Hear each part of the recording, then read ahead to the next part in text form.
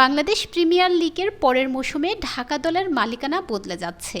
ফ্র্যাঞ্চাইজিটির নতুন মালিক চিত্রনায়ক শাকিব খানের কোম্পানি রিমার্ক হারলেন। রূপালী পর্দার জগৎ থেকে তিনি এবার নাম লিখালেন ক্রিকেট অঙ্গনে। শাকিবের কোম্পানির পক্ষে ঢাকা ফ্র্যাঞ্চাইজি কেনার বিষয়টি নিশ্চিত করেছেন বাংলাদেশ ক্রিকেট বোর্ডের একটি সূত্র।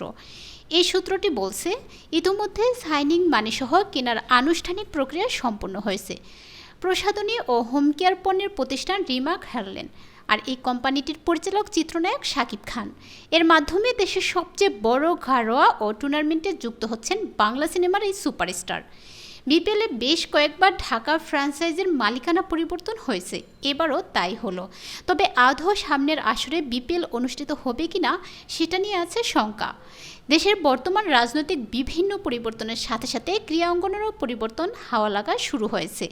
ইতোমধ্যে বিসিবি সভাপতি নাজমুল হাসান পাপন পদত্যাগ করবেন বলে সিদ্ধান্ত নিয়েছেন।